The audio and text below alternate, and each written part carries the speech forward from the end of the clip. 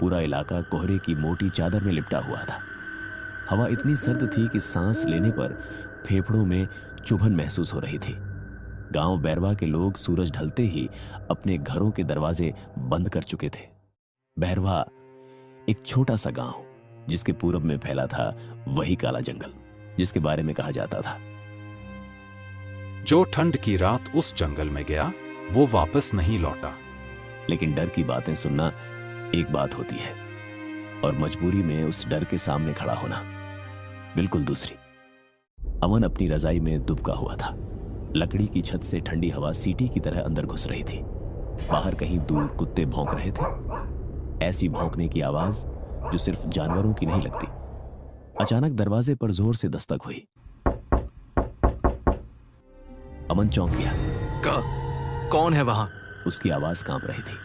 बाहर से बूढ़े हरखू काका की घबराई हुई आवाज आई। अमन बेटा, जल्दी खोल, गड़बड़ हो गई है। दरवाजा खुलते ही सर्द हवा का झोंका अंदर भर गया।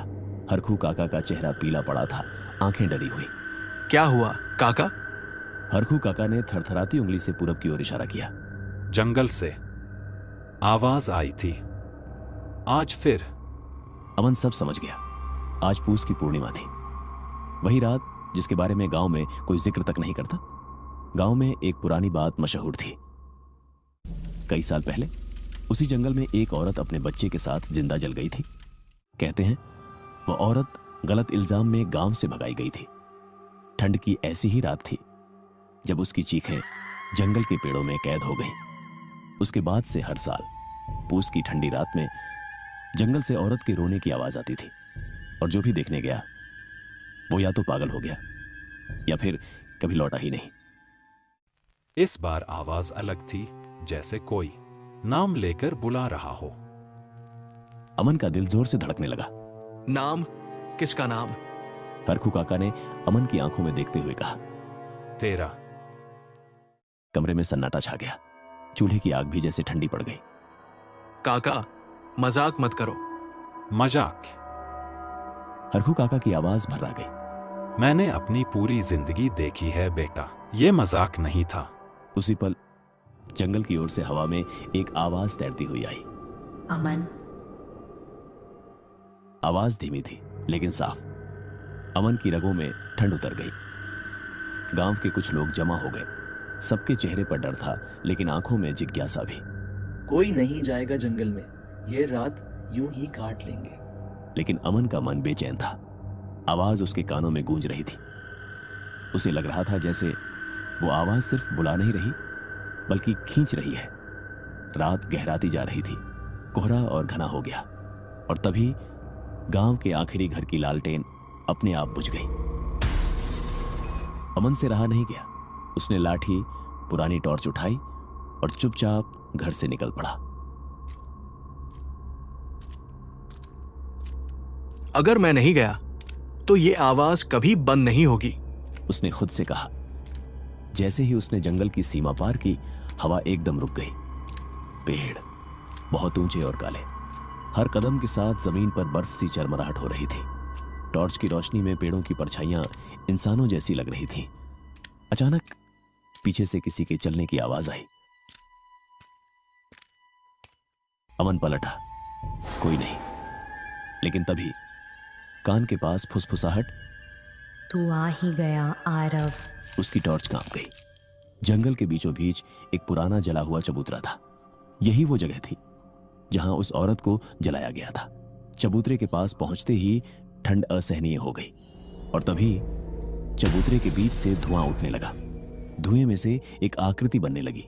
लंबे बिखरे बाल, जली हुई चमड़ी और साथ में एक बच्चा। उसकी आंखें पूरी तरह काली। अमन।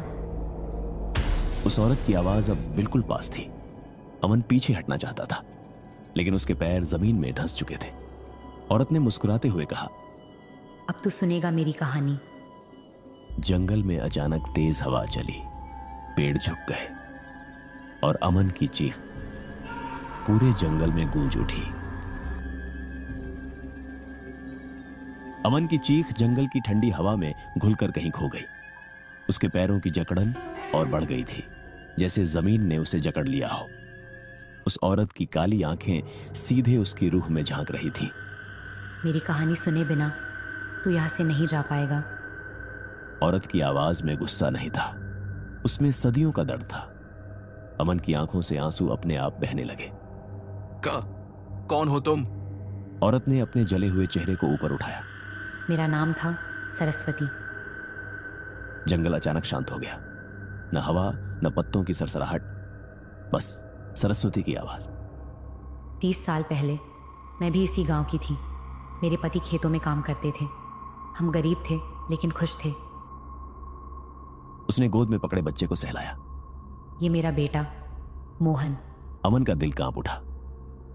एक रात गांव में चोरी हुई। सरपंच का बेटा मारा गया और दोष मुझ पर लगा दिया गया। क्यों?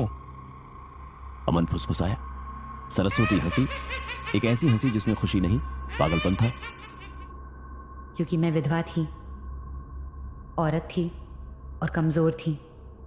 वो ठंडी रात मुझे और मेरे बच्चे को इसी जंगल में घसीट लाया गया।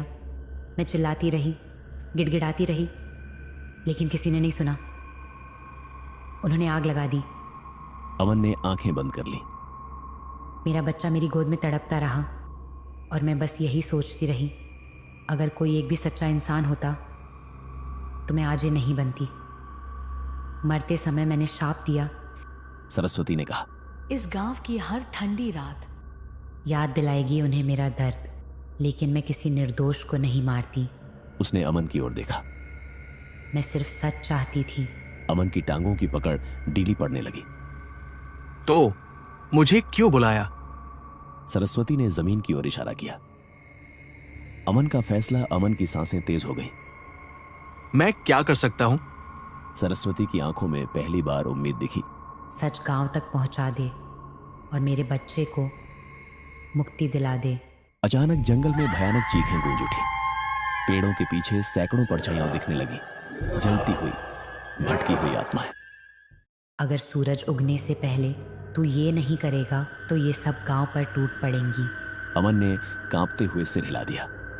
जंगल से बाहर एक तेज झटका लगा। अमन जमीन पर गिर पड़ा। जब उसने आंखें खोली, वो जंगल के बाहर था। गांव वाले उसे देखकर दौड़े।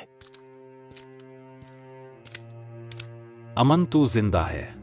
हरकू काका की आंखों में आंसू थे, लेकिन अमन की नजरें अब भी जंगल की ओर थी। सच का सामना गांव की पंचायत बुलाई गई। अमन ने सबके सामने वो कड़ा रखा। पुराने बुजुर्ग कांप उठे। ये तो सरपंच के बेटे का। और तभी एक बूढ़ा आदमी गिर पड़ा। सरपंच का पुराना दोस्त। उसने कांपते हुए कबूल किया, हमसे गलती हो गई थी। हमने सरस्वती को फंसा दिया था। पूरा गांव सन्न रह गया।